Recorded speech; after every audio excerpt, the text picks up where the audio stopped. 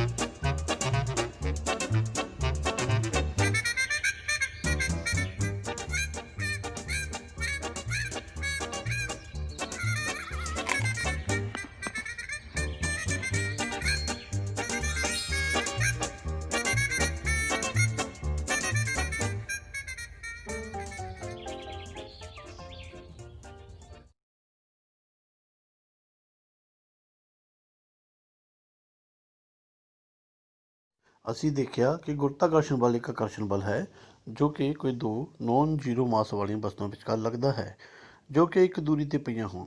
ਸਵਾਲ ਇਹ ਹੈ ਕਿ ਸੇਬ ਧਰਤੀ ਨੂੰ ਆਪਣੇ ਵੱਲ ਖਿੱਚਦਾ ਹੈ ਜਾਂ ਧਰਤੀ ਸੇਬ ਨੂੰ ਆਪਣੇ ਵੱਲ ਖਿੱਚਦੀ ਹੈ ਜਾਂ ਦੋਵੇਂ ਇੱਕ ਦੂਜੇ ਨੂੰ ਖਿੱਚਦੇ ਹਨ।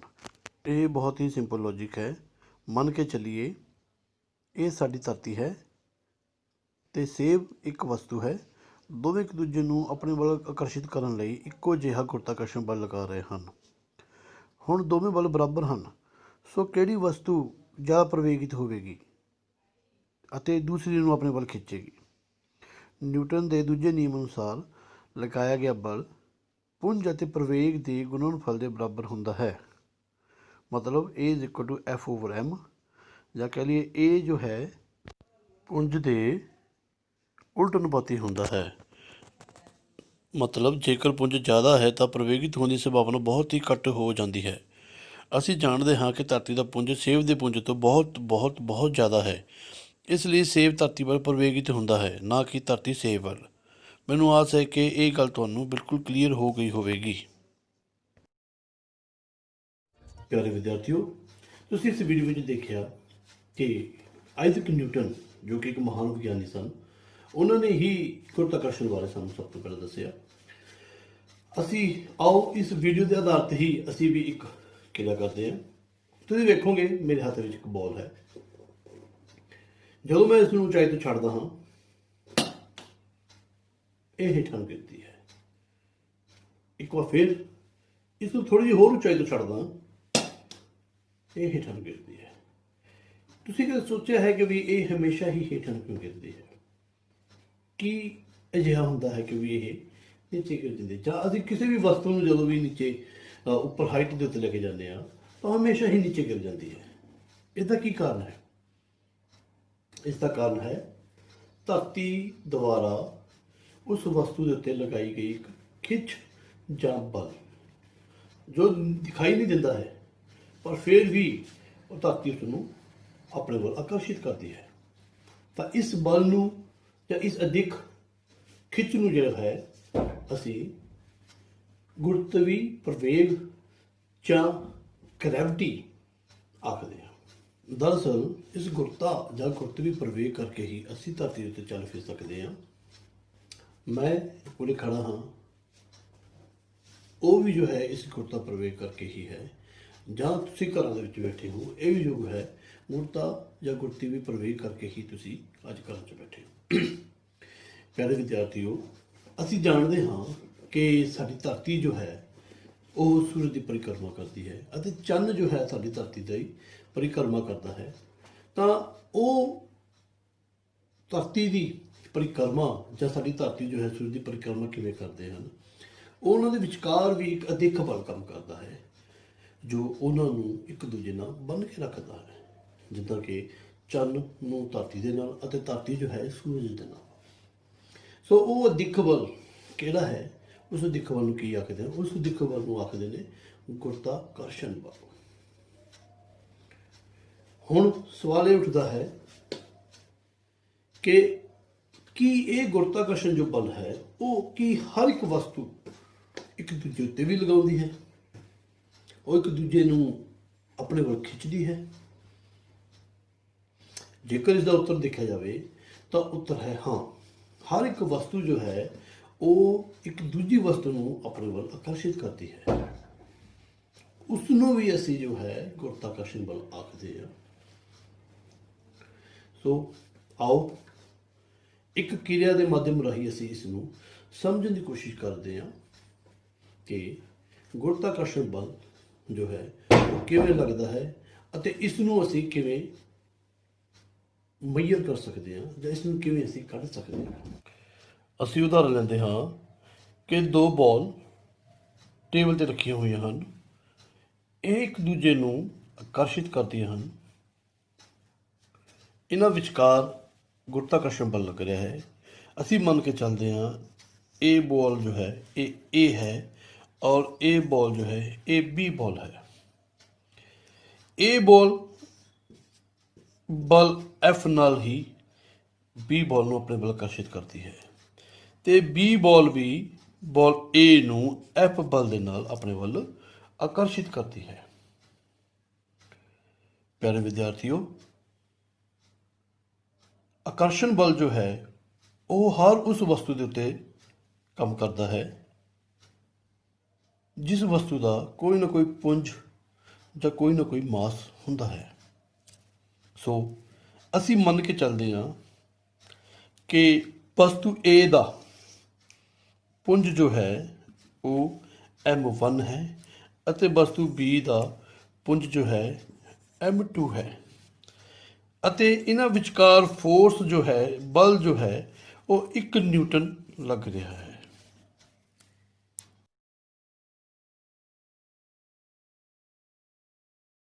ਤਾਂ ਦੋਵੇਂ ਵਸਤੂਆਂ ਉੱਤੇ ਲੱਗਣ ਵਾਲਾ ਬਲ 1 ਨਿਊਟਨ ਦੇ ਬਰਾਬਰ ਹੋਵੇਗਾ।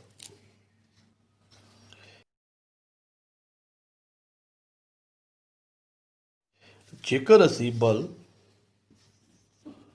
ਦੁੱਗਣਾ ਕਰ ਦਿੰਦੇ ਹਾਂ ਤਾਂ ਇਹਨਾਂ ਵਿਚਕਾਰ ਲੱਗਣ ਵਾਲਾ ਬਲ ਕਿੰਨਾ ਹੋਵੇਗਾ? ਪਰਿਭਾਸ਼ਾ ਅਨੁਸਾਰ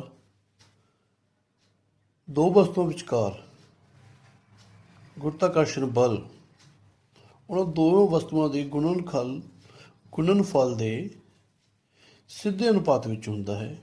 ਤਾਂ ਇਹਨਾਂ ਦਾ ਬਲ ਜੋ ਹੈ ਉਹ 2 ਨਿਊਟਨ ਦੇ ਬਰਾਬਰ ਹੋਵੇਗਾ।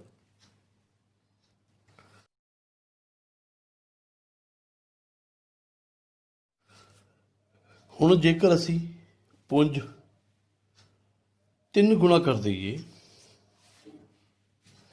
ਤਾਂ ਇਹਨਾਂ ਵਿਚਕਾਰ ਲੱਗਣ ਵਾਲਾ ਬਲ ਜੋ ਹੈ ਉਹ ਪਰਿਭਾਸ਼ਾ ਅਨੁਸਾਰ 6 ਨਿਊਟਨ ਦੇ ਬਰਾਬਰ ਹੋ ਜਾਵੇਗਾ।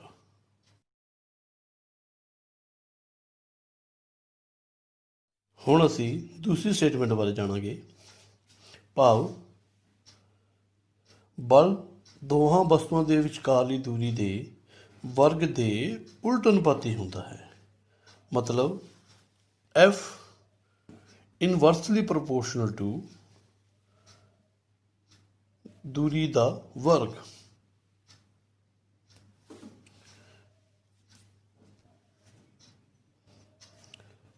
ਅਸੀਂ ਮੰਨ ਕੇ ਚੱਲਦੇ ਹਾਂ ਕਿ ਦੋਵਾਂ ਵਸਤੂਆਂ ਵਿਚਕਾਰ ਦੂਰੀ ਜੋ ਹੈ ਉਹ ਹੈ R।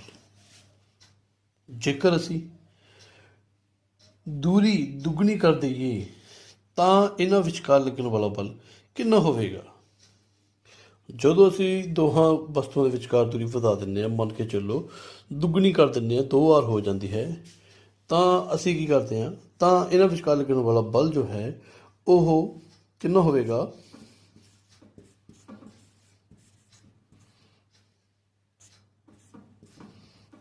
ਮਤਲਬ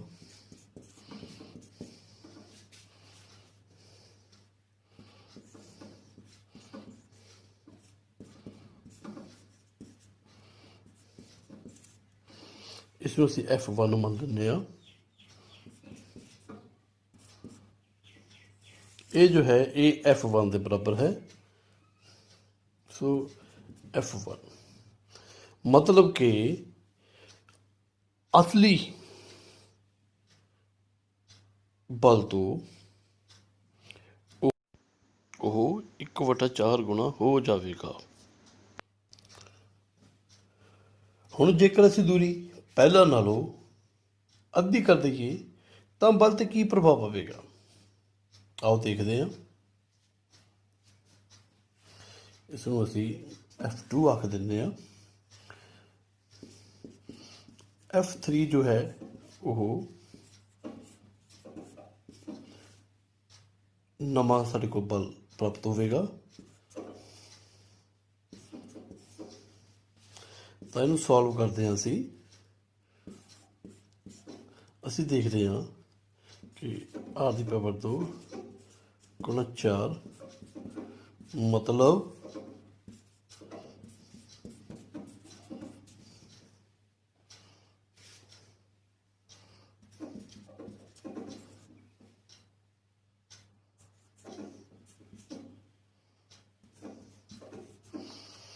ਇਹ ਅਸਲ ਨਾਲੋਂ 4 ਗੁਣਾ ਜ਼ਿਆਦਾ ਵੱਧ ਜਾਵੇਗਾ। ਮਤਲਬ ਜਿੰਨੀ ਵਸਤੂ ਨੇੜੇ ਹੋਵੇਗੀ ਉਨਾ ਹੀ ਬਲ ਜ਼ਿਆਦਾ ਹੋਵੇਗਾ, ਜ਼ਿਆਦਾ ਵੱਧ ਜਾਵੇਗਾ, ਅਤੇ ਜਿੰਨੀ ਵਸਤੂ ਦੂਰ ਹੋਵੇਗੀ ਉਨਾ ਹੀ ਬਲ ਜਿਹੜਾ ਹੈਗਾ ਉਹ ਕਮਜ਼ੋਰ ਹੁੰਦਾ ਜਾਵੇਗਾ। ਇਸ ਲਈ ਇਸ ਨੂੰ ਅਸੀਂ ਇਨਵਰਸ ਲਾ ਵੀ ਕਹਿ ਦਿੰਦੇ ਹਾਂ। ਜੇਕਰ ਅਸੀਂ ਦੋਵਾਂ ਨੂੰ ਇਕੱਠਾ ਕਰਕੇ ਇੱਕ ਫਾਰਮੂਲਾ ਤਿਆਰ ਕਰੀਏ ਤਾਂ ਉਹ ਕੀ ਬਣ ਜਾਂਦਾ ਹੈ, ਆਓ ਦੇਖਦੇ ਹਾਂ। ਸੋ ਪਹਿਲੀ ਸਟੇਟਮੈਂਟ ਮੁਤਾਬਕ ਬਲ ਜੋ ਹੈ ਦੋਵੇਂ ਵਸਤੂਆਂ ਦੇ ਮਾਸ ਦੇ ਗੁਣਨਫਲ ਦੇ ਸਿੱਧੇ ਅਨੁਪਾਤੀ ਹੁੰਦਾ ਹੈ, ਅਤੇ ਦੂਜੀ ਸਟੇਟਮੈਂਟ ਮੁਤਾਬਕ ਉਹਨਾਂ ਵਸਤੂਆਂ ਦੇ ਵਿਚਕਾਰ ਦੂਰੀ ਦੇ ਵਰਗ ਦੇ ਉਲਟ ਅਨੁਪਾਤੀ ਹੁੰਦਾ ਹੈ। ਜੇਕਰ ਦੋਵਾਂ ਨੂੰ ਅਸੀਂ ਕੰਬਾਈਨ ਕਰ ਦਿੰਦੇ ਹਾਂ ਤਾਂ ਅਸੀਂ ਕੀ ਪ੍ਰਾਪਤ ਕਰਦੇ ਹਾਂ, F proportional M1 M2 ਬਟਾ r ਦੀ ਪਾਵਰ 2। ਹੁਣ ਅਸੀਂ ਅਨੁਪਾਤ ਅੰਕ ਦੀ ਵਰਤੋਂ ਕਰਾਂਗੇ।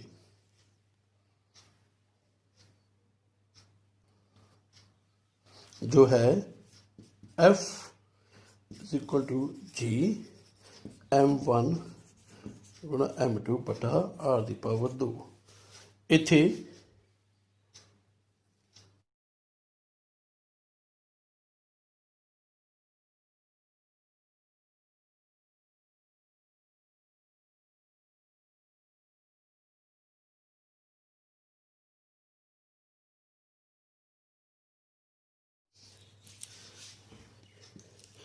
ਜਿਹਨੂੰ ਅਸੀਂ ਵਿਸ਼ਵ ਵਿਆਪੀ ਗੁਰਤਾ ਸਥਿਰ ਅੰਕ ਜਾਂ ਅਨੁਪਾਤ ਅੰਕ ਇਸ ਲਈ ਆਖਦੇ ਹਾਂ ਕਿਉਂਕਿ ਇਸ ਦਾ ਮੁੱਲ ਪੂਰੇ ਬ੍ਰਹਿਮੰਡ ਦੇ ਵਿੱਚ ਇੱਕੋ ਹੈ, ਜੋ ਕਿ ਕਦੇ ਵੀ ਨਹੀਂ ਬਦਲਦਾ। ਭਾਵੇਂ ਵਸਤੂ ਕੋਈ ਵੀ ਹੋਵੇ, ਵਿਗਿਆਨੀਆਂ ਨੇ ਇਸ ਦਾ ਮੁੱਲ ਜੋ ਹੈ ਬਹੁਤ ਹੀ ਛੋਟਾ ਮਾਪਿਆ ਹੈ। ਉਹ ਕਿੰਨਾ ਹੈ, G ਬਰਾਬਰ ਹੈ 6.67 ਗੁਣਾ 10 ਦੀ ਪਾਵਰ -11, ਜੋ ਕਿ ਬਹੁਤ ਹੀ ਘੱਟ ਹੈ। ਮਤਲਬ 0.000000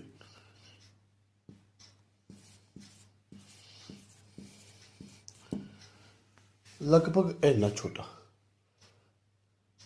ਪਰ ਇਸ ਦੀ ਇਕਾਈ ਕੀ ਹੈ? ਇਸ ਦੀ ਇਕਾਈ ਕੱਢਣੀ ਜਾਂ ਯਾਦ ਰੱਖਣੀ ਕੋਈ ਜ਼ਿਆਦਾ ਮੁਸ਼ਕਿਲ ਵਾਲੀ ਨਹੀਂ ਹੈ।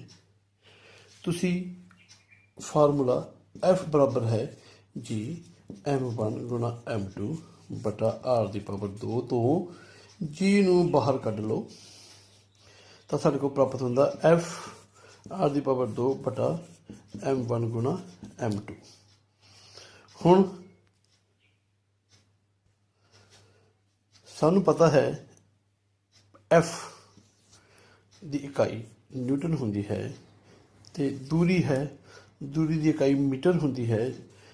ਸਕੇਅਰ ਹੈ ਤਾਂ ਅਸੀਂ ਸਕੇਅਰ ਪਾ ਦੇਵਾਂਗੇ ਤਾਂ ਬਟਾ M1 M2 ਮਤਲਬ ਪੁੰਜ ਜੋ ਹੈ ਅਸੀਂ ਕਿਲੋਗ੍ਰਾਮ ਦੀ ਪਾਵਰ 2 ਕਰ ਦੇਵਾਂਗੇ ਕਿਉਂਕਿ ਪੁੰਜ ਕਿਲੋਗ੍ਰਾਮ ਹੈ, 2 ਹੈ ਤਾਂ 2 ਘਾਤ ਹੋ ਜਾਂਦੀ ਹੈ।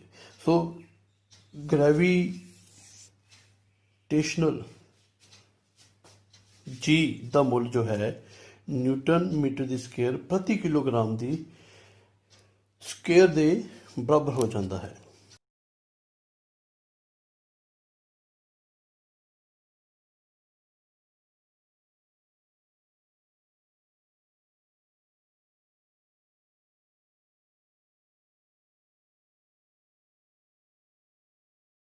ਪਿਆਰੇ ਵਿਦਿਆਰਥੀਓ, ਜਿਵੇਂ ਕਿ ਅਸੀਂ ਪਹਿਲਾਂ ਹੀ ਜਾਣਦੇ ਹਾਂ ਕਿ ਗੁਰਤਾਕਰਸ਼ਣ ਕਾਰਨ ਡਿੱਗੀ ਹੋਈ ਵਸਤੂ ਵਿੱਚ ਪ੍ਰਵੇਗ ਪੈਦਾ ਹੁੰਦਾ ਹੈ, ਜਿਸ ਨੂੰ ਅਸੀਂ ਛੋਟੀ ਜੀ ਦੇ ਨਾਲ ਪ੍ਰਦਰਸ਼ਿਤ ਕਰਦੇ ਹਾਂ। ਆਓ ਇਸ ਜੀ ਦੇ ਮੁੱਲ ਨੂੰ ਹੱਲ ਕਰੀਏ। ਇਹ ਕਿੰਨਾ ਹੁੰਦਾ ਹੈ? ਸਭ ਤੋਂ ਪਹਿਲਾਂ ਅਸੀਂ ਜੋ ਸਾਨੂੰ ਦਿੱਤਾ ਹੈ ਉਹ ਲਿਖਾਂਗੇ। ਕੈਪੀਟਲ ਜੀ ਮਤਲਬ ਕਿ ਵਿਸ਼ਵ ਵਿਆਪੀ ਗੁਰਤਾਕਰਸ਼ਣ ਸਥਿਰਾਂਕ ਬਰਾਬਰ ਹੈ 6.7 ਗੁਣਾ 10 ਦੀ ਪਾਵਰ -11 ਨਿਊਟਨ ਮੀਟਰ ਦੀ ਪਾਵਰ 2 ਪ੍ਰਤੀ ਕਿਲੋਗ੍ਰਾਮ ਦੀ ਪਾਵਰ 2। ਉਸ ਤੋਂ ਬਾਅਦ ਅਸੀਂ ਲਿਖਾਂਗੇ ਧਰਤੀ ਦਾ ਪੁੰਜ, ਜਿਸ ਨੂੰ ਅਸੀਂ ਕੈਪੀਟਲ M ਨਾਲ ਦਰਸਾਵਾਂਗੇ, ਬਰਾਬਰ ਹੈ 6 ਗੁਣਾ 10 ਦੀ ਪਾਵਰ 24 ਕਿਲੋਗ੍ਰਾਮ। ਸਾਡੇ ਕੋਲ ਧਰਤੀ ਦਾ ਅਰਧ ਵਿਆਸ R ਕੈਪੀਟਲ R ਦੇ ਨਾਲ ਲਿਖਾਂਗੇ, ਬਰਾਬਰ ਹੈ 6.4 ਗੁਣਾ 10 ਦੀ ਪਾਵਰ 6 ਮੀਟਰ। ਹੁਣ ਅਸੀਂ ਹੇਠ ਲਿਖੇ ਫਾਰਮੂਲਾ G ਬਰਾਬਰ ਹੈ G M R ਦੀ ਪਾਵਰ 2 ਦੀ ਵਰਤੋਂ ਕਰਕੇ ਅਸੀਂ G ਦੇ ਮੁੱਲ ਨੂੰ ਪਤਾ ਕਰਾਂਗੇ। ਹੁਣ ਦਿੱਤੇ ਹੋਏ ਮੁੱਲ ਨੂੰ ਅਸੀਂ ਇਸ ਫਾਰਮੂਲੇ ਦੇ ਵਿੱਚ ਭਰਾਂਗੇ। G ਬਰਾਬਰ ਹੈ, ਸਭ ਤੋਂ ਪਹਿਲਾਂ ਅਸੀਂ ਕੈਪੀਟਲ G ਦਾ ਮੁੱਲ ਭਰਾਂਗੇ 6.7 ਗੁਣਾ 10 ਦੀ ਪਾਵਰ -11 ਨਿਊਟਨ ਮੀਟਰ ਦੀ 2 ਪ੍ਰਤੀ ਕਿਲੋਗ੍ਰਾਮ ਦੀ 2, ਅਤੇ ਉਸ ਤੋਂ ਬਾਅਦ ਅਸੀਂ ਕੈਪੀਟਲ M ਮਤਲਬ ਧਰਤੀ ਦੇ ਪੁੰਜ ਦਾ ਜਿਹੜਾ ਹੈਗਾ ਮੁੱਲ ਭਰਾਂਗੇ 6 ਗੁਣਾ 10 ਦੀ ਪਾਵਰ 24 ਕਿਲੋਗ੍ਰਾਮ, ਅਤੇ ਵਟੇ ਦੇ ਵਿੱਚ ਅਸੀਂ R ਦਾ ਮੁੱਲ ਭਰਾਂਗੇ 6.4 ਗੁਣਾ 10 ਦੀ ਪਾਵਰ 6 ਮੀਟਰ ਦਾ ਹੋਲ ਸਕੇਅਰ। ਹੁਣ ਅਸੀਂ ਇਸੇ ਫਾਰਮੂਲੇ ਨੂੰ ਥੋੜ੍ਹਾ ਜਿਹਾ ਹੋਰ ਖੋਲ ਕੇ ਲਿਖਾਂਗੇ। ਪਹਿਲਾਂ ਅਸੀਂ 6.7 ਗੁਣਾ 10 ਦੀ ਪਾਵਰ -11 ਨਿਊਟਨ ਮੀਟਰ ਦੀ ਪਾਵਰ 2, ਪਹਿਲਾਂ ਅਸੀਂ ਕਿਲੋਗ੍ਰਾਮ ਨੂੰ ਇਸ ਤਰ੍ਹਾਂ ਲਿਖਿਆ ਸੀ, ਹੁਣ ਅਸੀਂ ਕਿਲੋਗ੍ਰਾਮ ਨੂੰ -2 ਦੇ ਵਿੱਚ ਲਿਖ ਦਾਂਗੇ, ਗੁਣਾ ਇਹ ਮੁੱਲ ਉਸੇ ਪ੍ਰਕਾਰ 6 ਗੁਣਾ 10 ਦੀ ਪਾਵਰ 24 ਕਿਲੋਗ੍ਰਾਮ ਵਟਾ ਇਹਦਾ ਹੋਲ ਸਕੇਅਰ ਜੋ ਹੈ ਅਸੀਂ ਇਸ ਨੂੰ ਖੋਲ ਕੇ ਲਿਖਾਂਗੇ 6.4 ਗੁਣਾ 10 ਦੀ ਪਾਵਰ 6 ਮੀਟਰ ਗੁਣਾ 6.4 ਗੁਣਾ 10 ਦੀ ਪਾਵਰ 6 ਮੀਟਰ। ਹੁਣ ਅਸੀਂ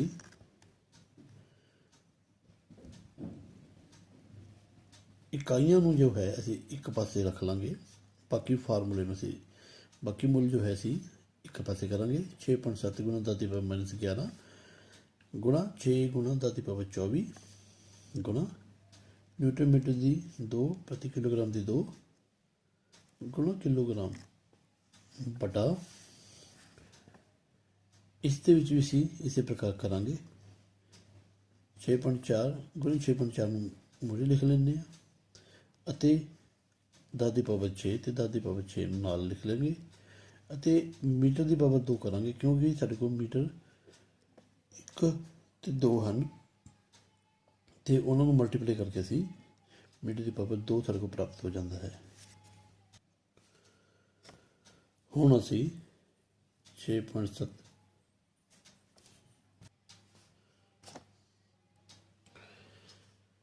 ਅਸੀਂ ਹੁਣ ਅੱਗੇ ਅਗਲੇ ਸਟੈਪ 'ਚ ਕੀ ਲਿਖਦੇ ਹਾਂ, 6.7 ਗੁਣਾ ਜੋ 6 ਹੈ ਉਸ ਨੂੰ ਨਾਲ ਲਿਖ ਲਾਂਗੇ, ਗੁਣਾ 10 ਦੀ ਪਾਵਰ -11 ਗੁਣਾ 10 ਦੀ ਪਾਵਰ 24, ਦੋਨੇ ਪਾਵਰਾਂ ਵਾਲਿਆਂ ਨੂੰ ਇਕੱਠਾ ਲਿਖਾਂਗੇ ਅਤੇ ਇਕਾਈ ਨੂੰ ਦੇਖਦੇ ਹਾਂ ਅਸੀਂ, ਉਹਦੇ ਕਿਲੋਗ੍ਰਾਮ ਜੋ ਹੈ -2 ਸੀ ਅਤੇ ਕਿਲੋਗ੍ਰਾਮ 1 ਸੀ, ਤਾਂ ਇਹਦੇ ਵਿੱਚੋਂ ਘਟਾ ਕੇ ਅਸੀਂ ਕਿਲੋਗ੍ਰਾਮ -1 ਰਹਿ ਜਾਂਦਾ ਹੈ ਸਾਡੇ ਕੋਲ, ਅਤੇ ਹੇਠਾਂ 6.4 ਉਸੇ ਪ੍ਰਕਾਰ ਲਿਖ ਕੇ ਇਹ ਦੋਵਾਂ ਦੀਆਂ ਪਾਵਰਾਂ ਜੋ ਹੈਗੀਆਂ ਸਾਡੇ ਕੋਲ ਐਡ ਹੋ ਜਾਣਗੀਆਂ, ਔਰ ਜੋ ਮੀਟਰ ਸਕੇਲ ਸੀ ਅਸੀਂ ਮੀਟਰ ਸਕੇਲ ਉੱਪਰ ਵੀ ਹੈ ਦੋਨਾਂ ਨੂੰ ਆਪਸ ਵਿੱਚ ਕੱਟ ਦਾਂਗੇ।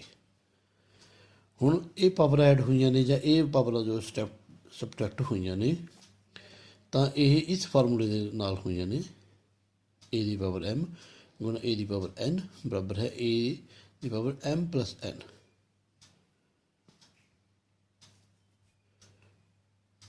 ਠੀਕ, ਹੁਣ ਅਸੀਂ ਕੀ ਕਰਾਂਗੇ, 6.7 ਗੁਣਾ 6 ਨੂੰ ਆਪਸ ਵਿੱਚ ਗੁਣਾ ਕਰਾਂਗੇ,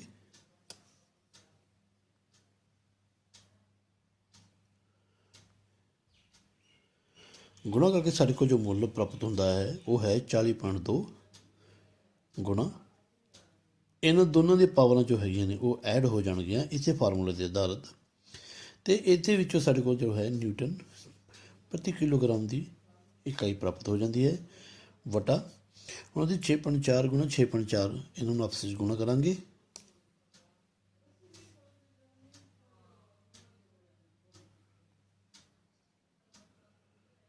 ਸਾਡੇ ਕੋਲ ਜੋ ਮੁੱਲ ਹੈ ਉਹ ਪ੍ਰਾਪਤ ਹੁੰਦਾ ਹੈ 40.96 ਗੁਣਾ 10 ਦੀ ਪਾਵਰ 12। ਹੁਣ ਅਸੀਂ ਇਸ ਨੂੰ ਇਸੇ ਪ੍ਰਕਾਰ ਲਿਖ ਲਾਂਗੇ ਅਤੇ ਇਹ ਪਾਵਰਾਂ ਨੂੰ ਹੱਲ ਕਰਕੇ ਸਾਡੇ ਕੋਲ 10 ਦੀ ਪਾਵਰ 13 ਬਾਕੀ ਬਚ ਜਾਂਦਾ ਹੈ, ਅਤੇ ਹੇਠਾਂ ਵਾਲੀ ਅਸੀਂ ਉਸੇ ਪ੍ਰਕਾਰ ਲਿਖਾਂਗੇ ਅਤੇ 10 ਦੀ ਪਾਵਰ 12, ਅਤੇ ਹੱਲ ਕਰਕੇ ਜੋ ਹੈ ਸਾਡੇ ਕੋਲ ਨਿਊਟਨ ਕਿਲੋਗ੍ਰਾਮ ਜੋ ਪ੍ਰਤੀ ਕਿਲੋਗ੍ਰਾਮ ਇਕਾਈ ਹੈ ਉਹਨੂੰ ਨਾਲ ਲਿਖ ਲਾਂਗੇ। ਉਸ ਤੋਂ ਬਾਅਦ ਅਸੀਂ ਇਸ ਨੂੰ ਫਿਰ ਉਸੇ ਪ੍ਰਕਾਰ ਲਿਖ ਲੈਂਦੇ ਹਾਂ ਅਤੇ 10 ਦੀ ਪਾਵਰ 13, ਔਰ ਜੋ ਹੇਠਾਂ ਵਾਲੀ ਜੋ ਸਾਡੇ ਕੋਲ 10 ਦੀ ਪਾਵਰ 12 ਸੀ ਉਸ ਨੂੰ ਉੱਪਰ ਲੈ ਕੇ ਜਾਵਾਂਗੇ ਤਾਂ ਉਹ ਮਾਈਨਸ ਵਿੱਚ ਪਾਵਰ ਜੋ ਹੈ ਕਨਵਰਟ ਹੋ ਜਾਏਗੀ, ਔਰ ਹੇਠਾਂ ਜੋ ਹੈ 40.96 ਉਸੇ ਪ੍ਰਕਾਰ ਲਿਖ ਲਾਂਗੇ ਅਤੇ ਨਾਲ ਇਕਾਈ ਨਿਊਟਨ ਪ੍ਰਤੀ ਕਿਲੋਗ੍ਰਾਮ। ਸਾਡੇ ਕੋਲ 10 ਦੀ ਪਾਵਰ 13 10 ਦੀ ਪਾਵਰ -12 ਸੀ, ਤਾਂ ਉਸੇ ਫਾਰਮੂਲੇ ਦੇ ਮੁਤਾਬਕ ਅਸੀਂ ਇਸ ਨੂੰ ਪਾਵਰਾਂ ਨੂੰ ਹੱਲ ਕਰਾਂਗੇ, ਜੋੜਾਂਗੇ ਤਾਂ ਸਾਡੇ ਕੋਲ ਜੋ ਹੈ ਪਾਵਰ ਸਾਡੇ ਕੋਲ ਜੋ ਹੈ ਉਹ 10 ਦੀ ਪਾਵਰ 1 ਰਹਿ ਜਾਂਦੀ ਹੈ। ਬਾਕੀ ਦਾ ਮੁੱਲ ਉਸੇ ਪ੍ਰਕਾਰ ਅਤੇ ਇਕਾਈ ਨਾਲ ਉਸੇ ਤਰ੍ਹਾਂ ਲਿਖ ਲਾਂਗੇ। ਹੁਣ ਅਸੀਂ 40.2 ਗੁਣਾ 10 ਕਰਾਂਗੇ,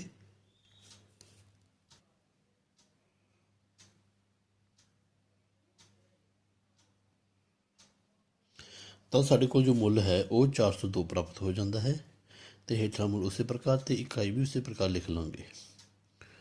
ਹੁਣ ਅਸੀਂ 402 ਨੂੰ 40.96 ਦੇ ਨਾਲ ਭਾਗ ਕਰਕੇ ਦੇਖਾਂਗੇ,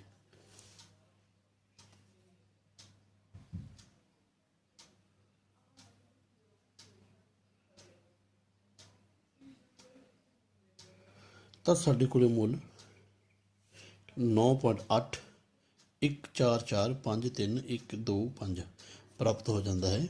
ਇਸ ਨੂੰ ਅਸੀਂ ਇਸ ਪ੍ਰਕਾਰ ਵੀ ਲਿਖ ਸਕਦੇ ਹਾਂ, ਜਾਂ ਫਿਰ ਇਸ ਨੂੰ ਅਸੀਂ ਜੋ ਹੈ 9.8 ਨਿਊਟਨ ਪ੍ਰਤੀ ਕਿਲੋਗ੍ਰਾਮ ਦੇ ਨਾਲ ਅਸੀਂ ਲਿਖ ਦਾਂਗੇ, ਪਰ ਇਹ ਇਕਾਈ ਵੱਡੀ ਹੈ ਇਸ ਲਈ ਇਸ ਨੂੰ ਅਸੀਂ ਛੋਟੀ ਇਕਾਈ ਦੇ ਵਿੱਚ ਲਿਖਾਂਗੇ, ਤਾਂ ਉਹ ਹੈ 9.8 ਮੀਟਰ ਪ੍ਰਤੀ ਸੈਕਿੰਡ ਦੀ ਪਾਵਰ 2,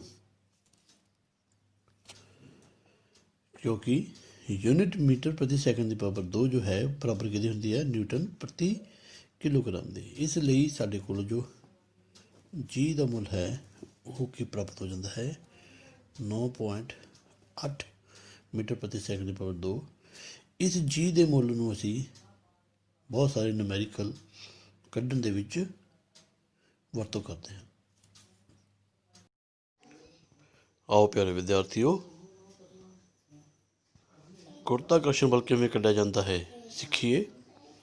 ਇੱਕ ਉਦਾਹਰਨ ਲਈਏ ਕਿ ਧਰਤੀ ਚੰਨ 'ਤੇ ਕਿੰਨਾ ਗੁਰੂਤਾਕਰਸ਼ਣ ਬਲ ਲਗਾਉਂਦੀ ਹੈ। ਪਿਆਰੇ ਵਿਦਿਆਰਥੀਓ, ਆਓ ਆਪਾਂ ਦੇਖੀਏ ਧਰਤੀ ਜੋ ਹੈ ਉਹ ਚੰਨ ਦੇ ਉੱਤੇ ਕਿੰਨਾ ਗੁਰਤਾਕਰਸ਼ਣ ਬਲ ਲਗਾਉਂਦੀ ਹੈ। ਉਸ ਨੂੰ ਦੇਖਣ ਦੇ ਲਈ ਅਸੀਂ ਇੱਕ ਨੂਮੈਰੀਕਲ ਕਰਾਂਗੇ। ਸਭ ਤੋਂ ਪਹਿਲਾਂ ਅਸੀਂ ਉਹ ਲਿਖ ਲੈਣਾ ਹੈ ਜੋ ਸਾਨੂੰ ਦਿੱਤਾ ਹੈ ਜਾਂ ਸਾਨੂੰ ਪਤਾ ਹੈ। ਉਹ ਹੈ ਆਪਣੇ ਕੋਲੇ ਧਰਤੀ ਦਾ ਪੁੰਜ M ਬਰਾਬਰ 6 × 10⁻24 ਕਿਲੋਗ੍ਰਾਮ। ਚੰਨ ਦਾ ਪੁੰਜ ਸਮਾਲ m ਬਰਾਬਰ 7.4 × 10⁻22 ਕਿਲੋਗ੍ਰਾਮ। ਅਤੇ ਧਰਤੀ ਅਤੇ ਚੰਨ ਵਿਚਕਾਰ ਦੂਰੀ D, ਇਸ ਨੂੰ ਅਸੀਂ R ਵੀ ਲਿਖ ਸਕਦੇ ਹਾਂ, ਬਰਾਬਰ ਹੈ 3.84 × 10⁵ ਕਿਲੋਮੀਟਰ। ਹੁਣ 1 ਕਿਲੋਮੀਟਰ ਦੇ ਵਿੱਚ ਇਸ ਨੂੰ ਮੀਟਰ ਵਿੱਚ ਕਨਵਰਟ ਕਰਾਂਗੇ। ਪਹਿਲਾ ਵਾਲਾ ਮੁੱਲ ਉਸੇ ਪ੍ਰਕਾਰ ਲਿਖ ਕੇ ਇਸ ਨੂੰ 1000 ਦੇ ਨਾਲ ਅਸੀਂ ਮਲਟੀਪਲਾਈ ਕਰ ਦਾਂਗੇ ਤਾਂ ਸਾਡੇ ਕੋਲ ਮੀਟਰ ਆ ਜਾਂਦੇ ਨੇ। ਸੋ ਸਾਡੇ ਕੋਲ 1000 ਨਾਲ ਮਲਟੀਪਲਾਈ ਕਰਨ ਤੋਂ ਬਾਅਦ ਸਾਡੇ ਕੋਲ ਜੋ ਡੀ ਦੀ ਮੁੱਲ ਪ੍ਰਾਪਤ ਹੁੰਦਾ ਹੈ ਉਹ ਹੁੰਦਾ ਹੈ 3.84 × 10⁸ ਮੀਟਰ। ਸਾਨੂੰ ਜੀ ਦਾ ਮੁੱਲ ਵੀ ਪਤਾ ਹੈ, ਮਤਲਬ ਗੁਰਤਾਕਰਸ਼ਣ ਸਥਿਰਾਂਕ ਕਿੰਨਾ 6.7 × 10⁻−11 ਨਿਊਟਨ ਮੀਟਰ ਦੀ 2 ਪ੍ਰਤੀ ਕਿਲੋਗ੍ਰਾਮ ਦੀ 2।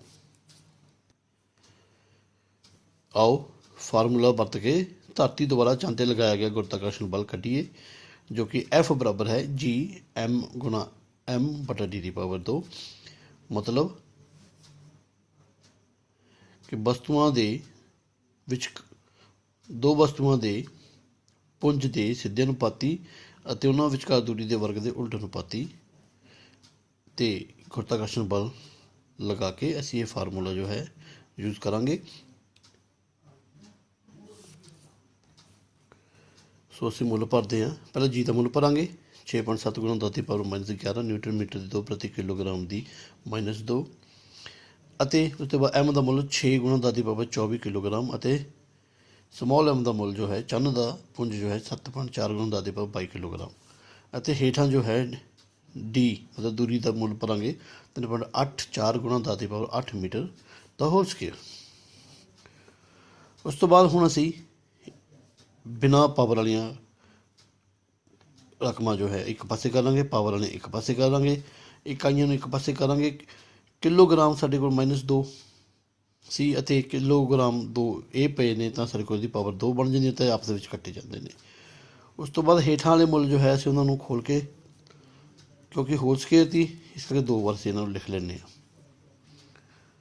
ਉਸ ਤੋਂ ਬਾਅਦ ਅਸੀਂ 6.7 × 6 ਪਹਿਲਾਂ ਇਹਨੂੰ ਅਸੀਂ ਗੁਣਾ ਕਰਾਂਗੇ, ਉਸ ਤੋਂ ਬਾਅਦ ਇਹਨੂੰ ਗੁਣਾ ਕਰਾਂਗੇ ਅਗਲੇ ਸਟੈਪ ਦੇ ਵਿੱਚ। ਗੁਣਾ ਕਰਦੇ ਹਾਂ 6.7 × 6 ਤਾਂ ਸਾਡੇ ਕੋਲ 40.2 ਜੋ ਹੈ ਮੁੱਲ ਪ੍ਰਾਪਤ ਹੋ ਜਾਂਦਾ ਹੈ। ਬਾਕੀ ਮੁੱਲ 7.4 × 10⁻, ਸਾਡੇ ਕੋਲ 35 ਆ ਜਾਂਦਾ ਹੈ। ਉਹ ਕਿਵੇਂ ਆਉਂਦਾ ਹੈ? ਇਹ ਫਾਰਮੂਲੇ ਦੀ ਵਰਤੋਂ ਕਰਕੇ A⁻M × A⁻N ਬਰਾਬਰ ਆ A⁻M+N, ਤਾਂ ਤਿੰਨੇ ਪਾਵਰਾਂ ਨੂੰ ਜੋੜ ਕੇ ਸਾਡੇ ਕੋਲ 10⁻35 ਪ੍ਰਾਪਤ ਹੋ ਜਾਂਦਾ ਹੈ। ਹੇਠਾਂ ਜੋ ਹੈ ਅਸੀਂ ਬਿਨਾਂ ਪਾਵਰਾਂ ਵਾਲੀਆਂ ਇੱਕ ਪਾਸੇ ਲਿਖ ਲਿਆ ਅਤੇ ਪਾਵਰ ਜਿਹੜੀ ਹੈਗੀ ਅਸੀਂ ਐਡ ਕਰ ਲਿਆ, 10⁻16 ਬਣ ਜਾਂਦਾ ਹੈ। ਅਤੇ ਮੀਟਰ ਦੇ 2 ਥੱਲੇ ਵੀ ਆ ਜਾਂਦਾ, ਉੱਪਰ ਵੀ ਹੈ, ਤਾਂ ਆਪਸ ਵਿੱਚ ਕੱਟੇ ਜਾਂਦੇ ਹਨ। ਉਸ ਤੋਂ ਬਾਅਦ ਅਸੀਂ 40.2 × 7.4 ਕਰਾਂਗੇ। 40.2 × 7.4 ਸਾਡੇ ਕੋਲ ਆ ਜਾਂਦਾ 297.48 × 10⁻35 ਜੋ ਹੈ ਅਸੀਂ ਉਸੇ ਪ੍ਰਕਾਰ ਲਿਖ ਲੈਣੀ ਆ। ਅਤੇ ਹੇਠਾਂ ਵਾਲੀ ਪਾਵਰ ਜੋ ਹੈ 10⁻16 ਉੱਪਰ ਜਾ ਕੇ 10⁻−16 ਵਿੱਚ ਬਦਲ ਜਾਂਦੀ ਹੈ। ਔਰ ਹੇਠਾਂ 3.84 × 3.84 ਵੀ ਕਰਕੇ ਦੇਖਦੇ ਹਾਂ ਆਪਾਂ, ਤਾਂ ਸਾਡੇ ਕੋਲ ਮੁੱਲ ਜੋ ਹੈ 14.74 ਪ੍ਰਾਪਤ ਹੋ ਜਾਂਦਾ ਹੈ। ਉਸ ਤੋਂ ਬਾਅਦ ਅਸੀਂ ਇਸ ਮੁੱਲ ਨੂੰ ਉਸੇ ਪ੍ਰਕਾਰ ਰੱਖ ਲੈਂਦੇ ਹਾਂ ਅਤੇ ਇਹਨਾਂ ਨੂੰ ਅਸੀਂ ਇਸੇ ਫਾਰਮੂਲੇ ਤਹਿਤ ਘਟਾ ਕੇ ਸਾਡੇ ਕੋਲ 10⁻19 ਪ੍ਰਾਪਤ ਹੋ ਜਾਂਦੀ ਹੈ। ਹੁਣ ਅਸੀਂ 297.48 ਨੂੰ 14.74 ਨਾਲ ਭਾਗ ਕਰਾਂਗੇ, ਦੇਖਦੇ ਕੀ ਪ੍ਰਾਪਤ ਹੁੰਦਾ ਸਾਨੂੰ। ਸਾਡੇ ਕੋਲ 20.18 × 10⁻19 ਨਿਊਟਨ ਪ੍ਰਾਪਤ ਹੋ ਜਾਂਦਾ ਹੈ। ਅਸੀਂ ਇਸ ਮੁੱਲ ਨੂੰ F ਬਰਾਬਰ 2.01 × 10⁻20 ਪੁਆਇੰਟ ਨੂੰ ਅਸੀਂ ਪਿੱਛੇ ਹਟਾ ਕੇ ਇਹਨੂੰ 10 ਦੇ ਨਾਲ ਗੁਣਾ ਕਰ ਦਿੰਦੇ ਹਾਂ, ਤਾਂ ਸਾਡੇ ਕੋਲ ਇਹ ਮੁੱਲ ਪ੍ਰਾਪਤ ਹੋ ਜਾਂਦਾ ਹੈ। ਅਰਥਾਤ ਧਰਤੀ ਦੁਆਰਾ ਚੰਨ 'ਤੇ ਲੱਗਿਆ ਬਲ ਕਿੰਨਾ ਪ੍ਰਾਪਤ ਹੁੰਦਾ ਸਾਨੂੰ? F ਬਰਾਬਰ ਆ 2 0.01 इंटू 10⁻20 न्यूटन। सो इन्ना मुੱਲ जो है ਇਹ ਧਰਤੀ ਜੋ ਹੈ ਚੰਨ ਨੂੰ ਆਪਣੇ ਵੱਲ ਆਕਰਸ਼ਿਤ ਕਰਨ ਦੇ ਵਿੱਚ ਬਲ ਲਗਾਉਂਦੀ ਹੈ।